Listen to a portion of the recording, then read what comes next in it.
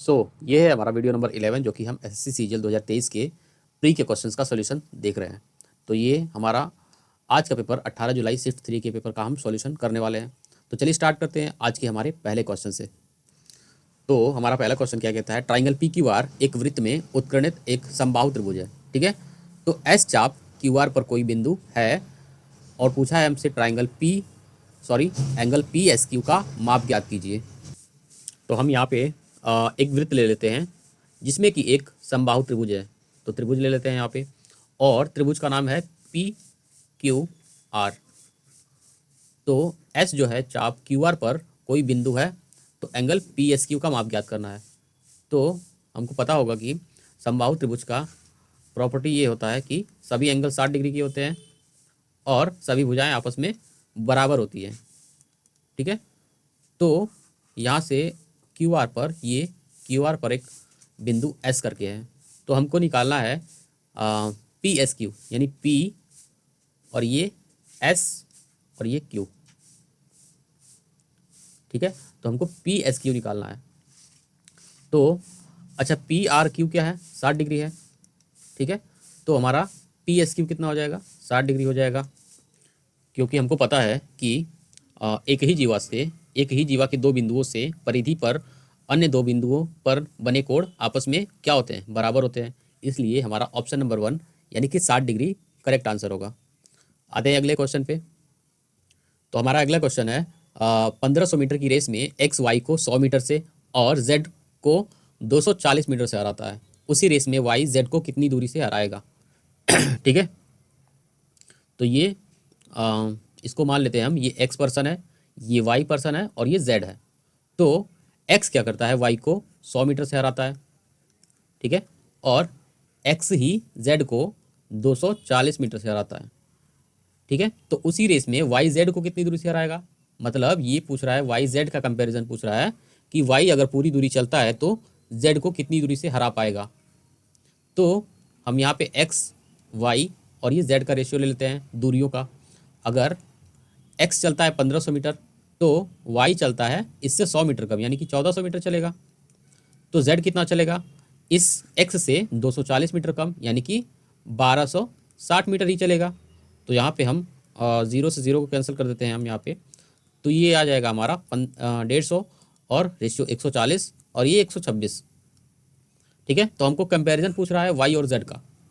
तो रेशियो में 140, तो अगर ये 1500 मीटर कंप्लीट चलेगा वाई, तो रेशियो में तो 140 चल रहा है और इनका डिफरेंस है कितना, 14 का।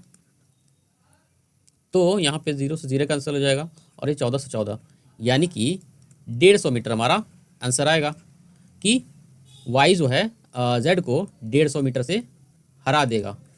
ठीक है, यानी ऑप्शन नंबर हमारा 1 करेक्ट आंसर होगा। तो आते हैं क्वेश्चन नंबर 3 पे। ये सिंप्लीफिकेशन का क्वेश्चन है, इसमें हम सबसे पहले छोटे ब्रैकेट को सॉल्व कर लेते हैं।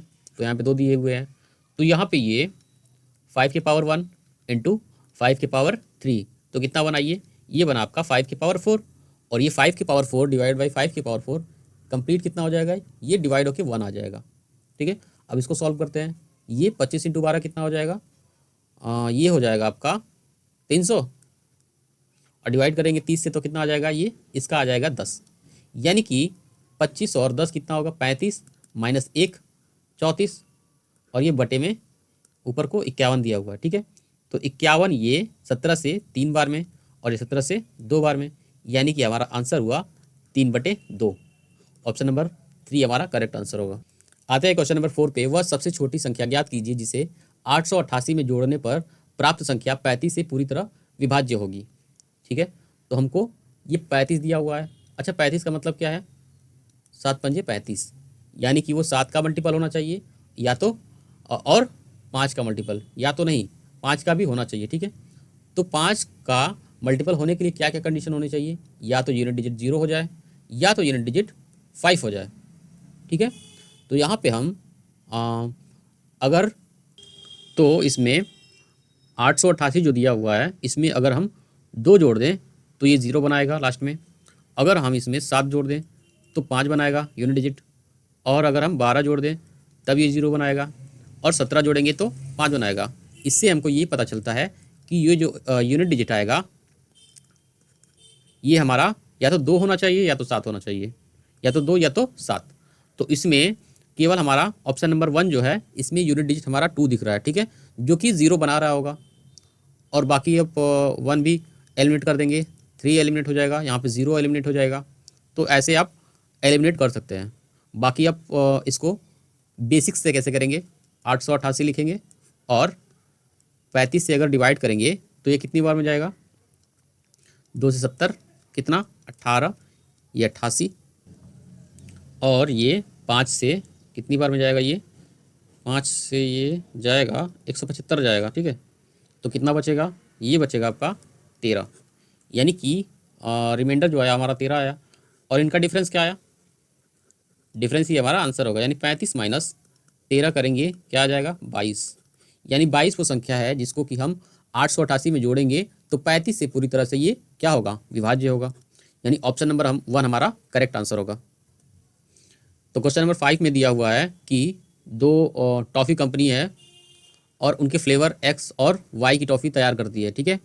तो अलग अलग वर्षों में उनकी उत्पादन के लिए बताया गया है, उत्पादन कितना हो रहा है। तो हमसे क्वेश्चन में पूछा है कि 2017 और 18 में फ्लेवर एक्स के औसत उत्पादन और 2019 और 20 में फ्लेवर वाई के औसत उत्पादन के बीच अंतर क्या है। अच्छा, 17 और 18 में ध्यान देने वाली बात यह है कि एक्स जो है ब्लू में है और ये ऑरेंज में वाई, ठीक है। तो यहाँ पे 17 और 18 का हमको एक्स का निकालना है, तो 20 और 20 कितना हो जाएगा 40, और 40 का ये एवरेज कितना आएगा 20 आएगा। और वाई के लिए क्या होगा 19 और 20, 19 और 20 में 19 में तो 32 है ये, और 20 में 20 है, यानी कि 52 होगा, 52/2 कितना आ जाएगा 26, यानी कि वाई का एवरेज है 26 और एक्स का एवरेज है 20, और डिफरेंस कितना हुआ, डिफरेंस हुआ आपका 6 का। और यहाँ पे दिया हुआ है कि प्रति भिन्न टॉफ़ी फ्लेवर का उत्पादन 1000 पैक में, तो 1000 का मल्टीप्लाई करेंगे, यानी कि 6000 का क्या आएगा, डिफरेंस आएगा एक्स और वाई के एवरेज में, यानी ऑप्शन नंबर 1 हमारा करेक्ट आंसर होगा। तो हमारा क्वेश्चन नंबर 6 क्या कहता है कि 12 साइन की पावर 4 थीटा प्लस कॉस की पावर 4 थीटा प्लस 18 साइन की पावर 6 थीटा प्लस कॉस 6 की power 6 theta plus 78 sine square theta into cos square theta. अच्छा, इसके लिए क्या सॉल्व करेंगे हम, इसके लिए तो आपको ये पता होना चाहिए कि साइन स्क्वायर थीटा और कॉस स्क्वायर थीटा बराबर 1 होता है, ये तो आपको पता होगा। अच्छा, साइन की पावर 4 थीटा प्लस कॉस की पावर 4 थीटा, इसका वैल्यू होता है 1 minus 2 sine square theta into cos square theta. और ऐसे ही अगर हम साइन की पावर 6 थीटा प्लस कॉस की पावर 6 थीटा निकालें तो ये आता है 1 minus 3 sine square theta into cos square theta, ठीक है। तो यहाँ से हम क्या कर सकते हैं, ये पावर 4 वाला जो है इसमें मल्टीप्लाई होगा इसमें, तो ये कितना आ जाएगा, इसको हम थोड़ा चेंज करते हैं, तो ये कितना आ जाएगा 12 माइनस ये इंटू 2 होगा तो 24 हो जाएगा sine square theta into cos square theta. हम बस सिंपली ये कर रहे हैं कि इसमें मल्टीप्लाई कर रहे हैं 12 का, ठीक है, जबकि ये पावर 4 दिया है और यहाँ से ये प्लस, अच्छा 18 का ये पावर 6 वाला है ना, तो पावर 6 वाला जो है इसमें मल्टीप्लाई होगा, तो 18 हो जाएगा माइनस 18 3 जा 54 साइन स्क्वायर थीटा ये कॉस स्क्वायर थीटा, और प्लस का ये 78 साइन स्क्वायर थीटा ये कॉस स्क्वायर थीटा। अच्छा, ये माइनस का 24 और ये माइनस का 54 कितना हो जाएगा 78 हो जाएगा, माइनस का 78 और ये प्लस के 78 से कैंसिल हो जाएगा, तो 12 और 18 होगा कितना, ये हो जाएगा आपका 30। तो यही हमसे पूछा था क्वेश्चन में, तो ऑप्शन नंबर 4 हमारा करेक्ट आंसर होगा। बाकी आप थीटा की वैल्यू 0 डिग्री और 90 डिग्री भी पुट कर सकते हैं। सो आते हैं क्वेश्चन नंबर 7 पे, यदि 120 मीटर कपड़े का मूल्य 9600 रुपये है तो उस कपड़े के 147 मीटर का मूल्य ज्ञात कीजिए। तो यहाँ से 120 मीटर का मूल्य कितना है 9600 रुपये, तो ये 0 से 0 कटा, कितना मल्टीप्लाई करने पे आ रहा है ये इंटू 80, ठीक है। तो यहाँ पे भी इंटू 80 यानी 80 से मल्टीप्लाई करेंगे तो कितना आ जाएगा 0 8 56 6 5 14 112 और 5 117, यानी 11,760 रुपये 147 मीटर कपड़े का मूल्य होगा, यानी ऑप्शन नंबर 2 हमारा करेक्ट आंसर होगा। आते हैं क्वेश्चन नंबर 8 पे। एक कैनवास से 6 इकाई त्रिज्या और 8 इकाई ऊंचाई वाला एक शंक्वाकार तंबू बनाया जाता है। ठीक है, बनाया जाना है। तंबू बनाने के लिए कितने कैनवास की आवश्यकता होगी? तो हमको इसमें क्या करना है कि कैनवास जो है कितना आएगा, ठीक है, कैनवास कितना लगेगा उसका कर्व सरफेस एरिया निकालना है। तो ये हमारा ये जो है कौन है, और इसका ये जो है इसका हमको ये कर्व सरफेस एरिया निकालना है। और रेडियस है कितना? रेडियस है अपना 6 यूनिट, और हाइट क्या है? 8 यूनिट। तो पाइथागोरस से आप इसका स्लांट हाइट यानी कि 10 यूनिट निकाल सकते हैं। तो सी एस ए क्या होता है? ये होता है आपका पाई आर एल। अच्छा, पाई की वैल्यू 3.14, आर क्या है 6 और एल 10। तो ये आ जाएगा 31.4 इंटू 6, तो ये आएगा आपका 188.57, ठीक है, इकाई वर्ग। यानी ऑप्शन नंबर 3 हमारा करेक्ट आंसर होगा। आते हैं क्वेश्चन नंबर 9 पे। एक घड़ी को 2,000 रुपये में बेचने पर एक दुकानदार को 20% की हानि होती है। ठीक है, इसे 3,000 रुपये में बेचने पर कितना लाभ या हानि होगा? तो 2,000 रुपये में बेचा जा रहा है। सबसे पहली बात कि कॉस्ट प्राइस अपने आप में कितना होता है? 100% होता है। और इसको 20% हानि में बेचा जा रहा है। हानि का मतलब 20% कम में बेचा जा रहा है। तो कितने में बेचा जा रहा है? 80% में बेचा जा रहा है। और 80% की वैल्यू क्या है? 2,000 रुपये। ठीक है, तो हमको 80% की वैल्यू 2,000 है, तो 100% की वैल्यू कितनी हो जाएगी? ये हो जाएगी आपका 2,000 बटे 80 गुणे 100। और ये 100% वैल्यू क्या था? सीपी यानी कॉस्ट प्राइस। तो ये आ जाएगा हमारा कॉस्ट प्राइस। तो 0 से 0 कट कट गया, और 8 से ये 25 बार में, यानी कि सीपी की वैल्यू कितना आया? 2500। और इसी को हमको बेचने को बोल रहा है कितने में? 3,000 रुपये में। कितने में बेच रहा है? 3,000 में। तो लाभ होगा 500 रुपये का। कितने पे होगा? 2500 पे होगा, गुणे 100। ठीक है, और 5 से ये कितनी बार में कटेगा? 5 बार में। 5 से ये 20 बार में। यानी कि अगर हम 2500 का चीज़ 3,000 रुपये में बेचते हैं तो हमको 20% का लाभ होता है।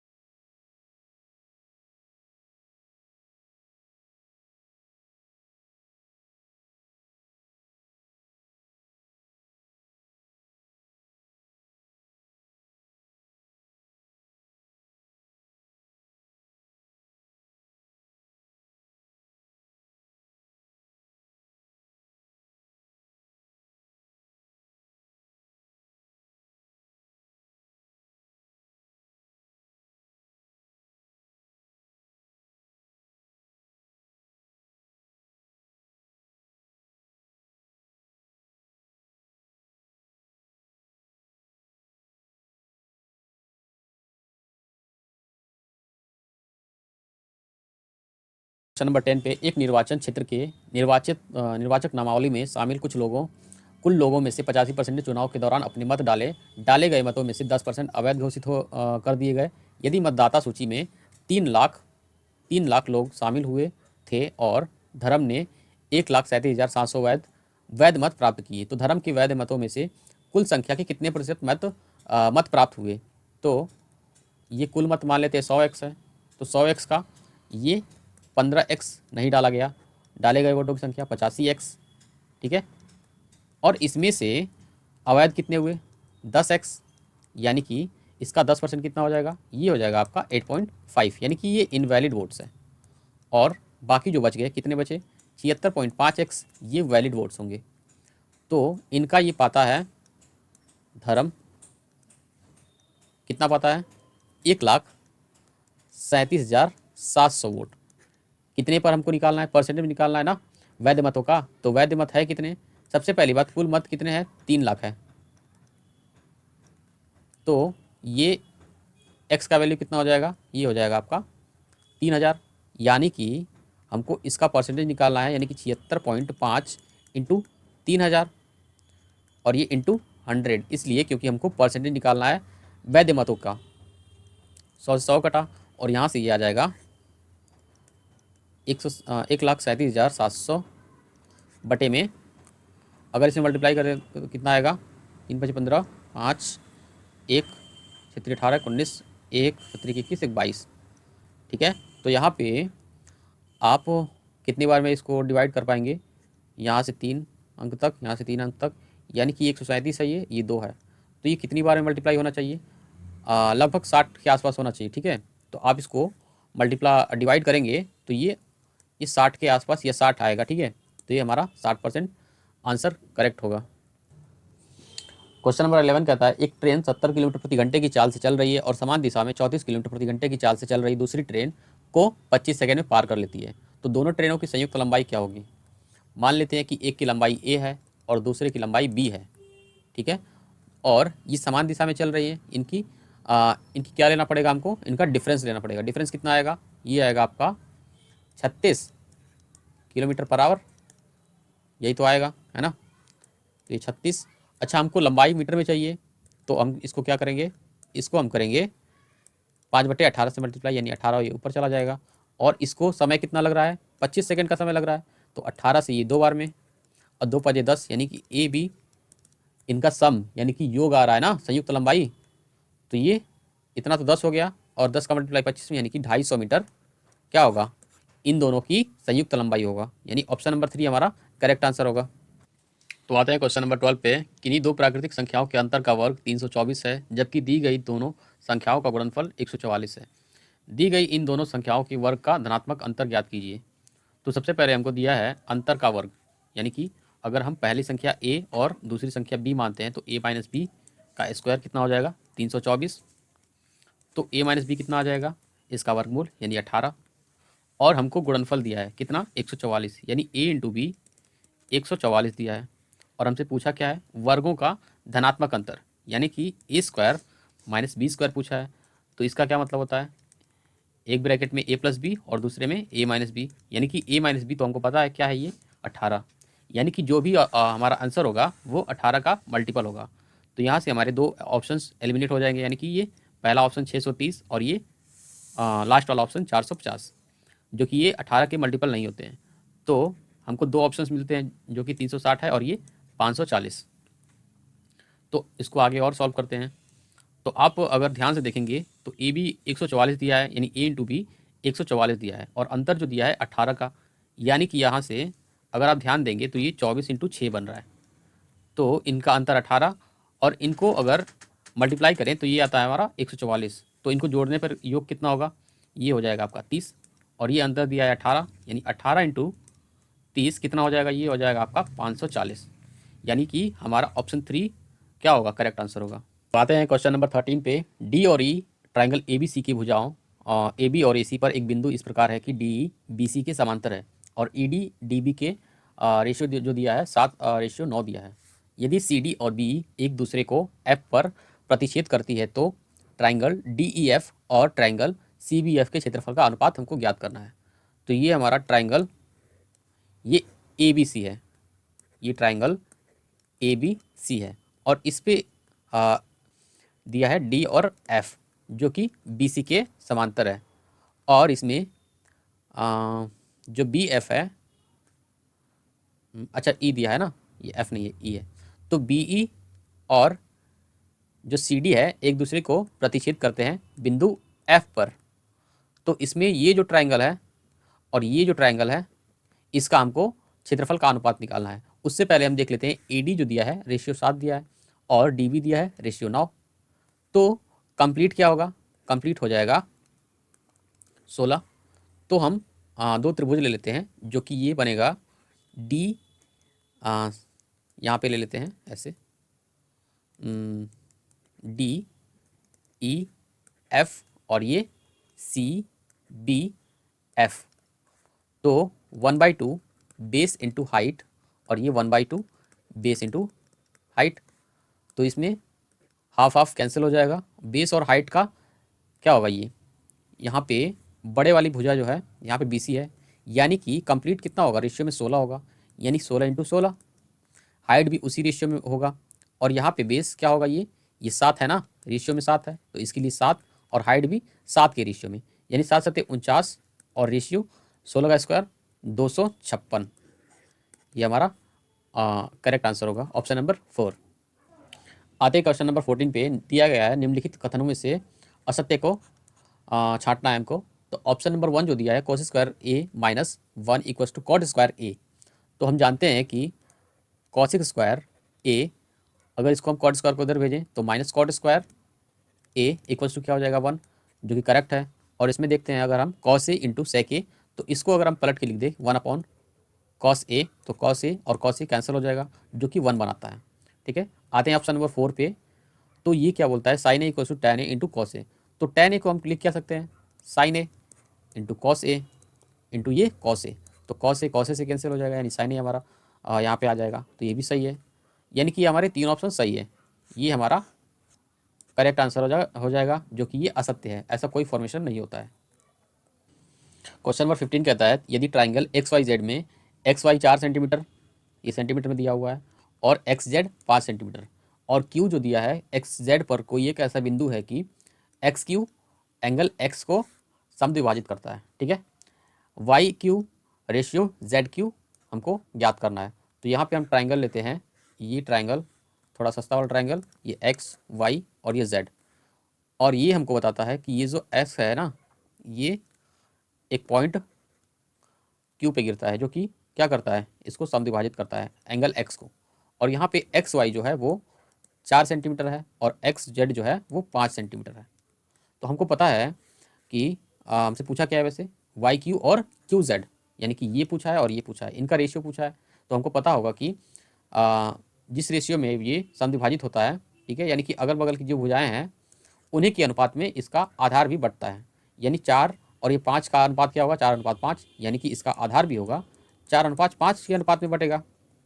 ठीक है, यानी ऑप्शन नंबर 1 हमारा करेक्ट आंसर होगा। आते हैं क्वेश्चन नंबर 16 पे। दिया है एक सीलिंग फैन का अंकित मूल्य 4,200 रुपये है, और दुकानदार इस पर 5% की छूट देता है। यदि उसका लाभ 14% है, तो पंखे का क्रय मूल्य क्या होगा। तो यहाँ पे दिया हुआ है अंकित मूल्य 4200 रुपये। तो 4200 रुपये पे छूट कितना है, 5% का, यानी 5% का है तो कितने में बेचता है ये, 95 का बेचता है, 95% का। और इससे क्या होता है कि CP पर इसको 114% का लाभ होता है, यानी 114% का लाभ हो जाएगा यहाँ से।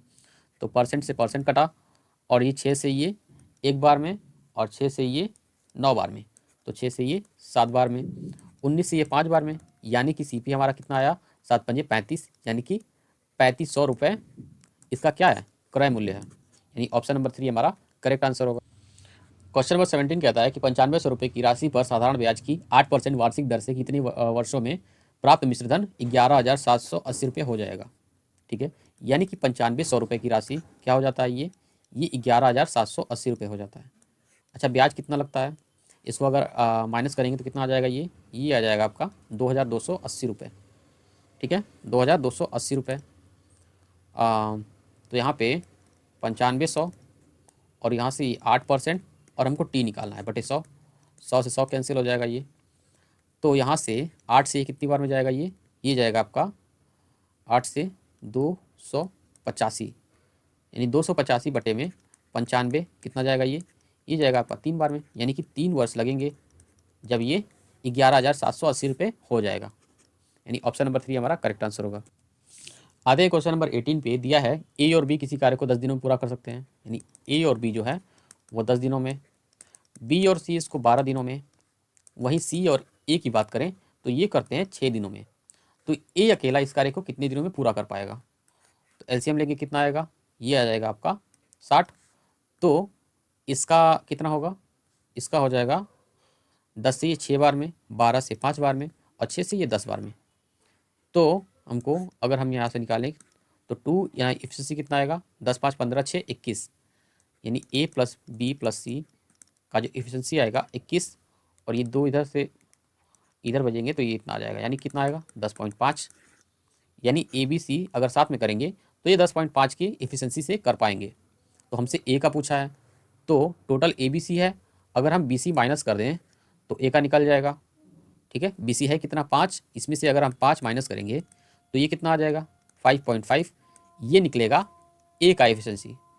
तो 60 जो कार्य करना है वो 5.5 की एफिशिएंसी से करेगा, तो कितना करेगा, अगर हम इसको 11 से काटें तो 5 बार में, सॉरी यहाँ से हम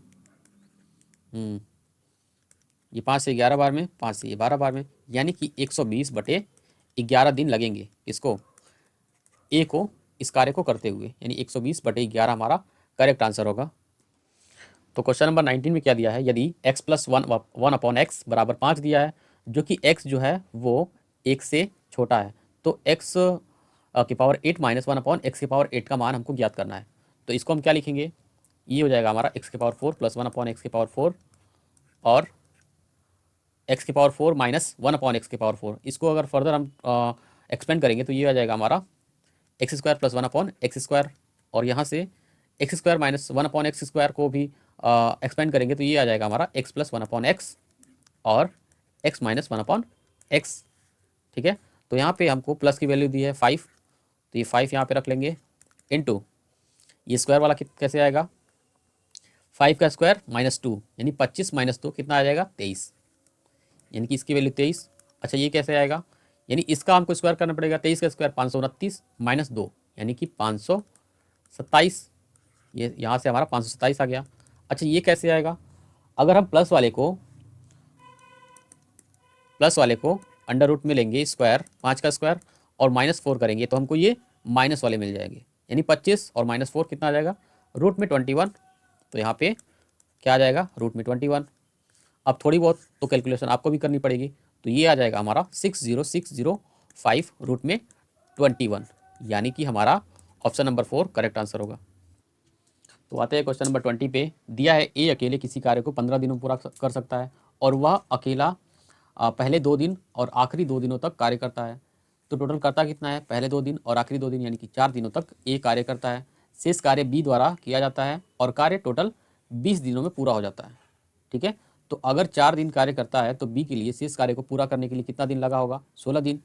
ए और बी मिलकर उस कार्य को कितने दिनों में पूरा कर सकते हैं, तो यहाँ पे टोटल वर्क कितना होगा, टोटल वर्क होगा ए की इफिशियंसी से 15 दिनों तक, इफिशियंसी इनटू डेज, यानी कि टोटल टाइम कितना लगा, तो ये यहाँ से क्या निकलेगा हमारा टोटल वर्क। तो यहाँ पे 4 दिनों तक कार्य करता है ए और बाकी कार्य यानी शेष कार्य जो बच गया बी द्वारा 16 दिनों में किया जाता है, क्योंकि टोटल कार्य 20 दिनों में लगे हैं, है ना। तो बी की इफिशियंसी से ये 16 दिनों में हुआ है और टोटल वर्क ए इंटू 15। ठीक है, तो यहाँ से अगर हम 4 ए को इधर भेजेंगे तो ये हो जाएगा अपना 11 ए और यहाँ से ये 16 बी। तो ए और बी का रेशियो कितना आ जाएगा, ये आ जाएगा आपका 16:11, यानी टोटल रेशियो कितना हुआ, रेशियो में 27। अच्छा टोटल वर्क कितना हुआ, ए इंटू 15 और ए का एफिशिएंसी है 16 × 15, ये टोटल वर्क।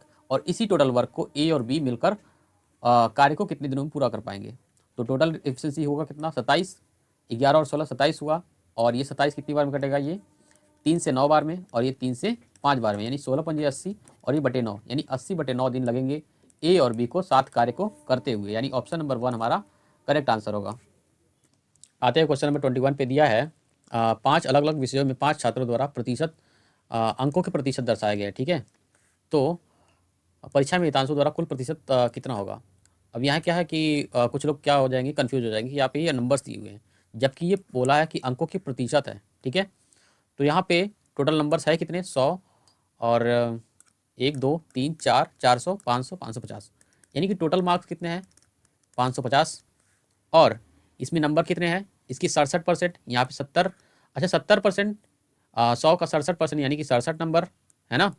तो सीधा सीधा हम इसको यहीं पे रहने देंगे और यहाँ पे 150 का 70% कितना हो जाएगा, ये हो जाएगा आपका 105, ठीक है।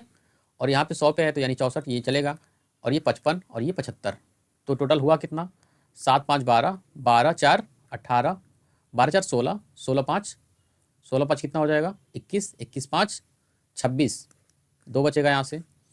अच्छा 6 और 10 16, 16 6, 16 6 22, 22 5, 22 5 कितना होगा 27, 27 7 34, 34 2 36, यानी कि 366 अंक पाता है कितने में, 550 में, गुणे 100, तो 0 से 0 कटा यहाँ से 2 बार में, ये 11 बार में, और ये आएगा कितना 6 दुना 12, 1 बचेगा, 36 दुना 72, 73, 73 और बटे 11, 11 से कितनी बार में जाएगा, 11 से 6 बार में, कितना बचेगा 4 3 7 2 72, 11 से फिर से 6 बार में, और कितना बचेगा यहाँ से 4 2 6, यानी कि 0.5 जाएगा, यानी 66 पॉइंट समथिंग ये परसेंट में जाएगा। तो ऑप्शन नंबर 3 हमारा करेक्ट आंसर होगा।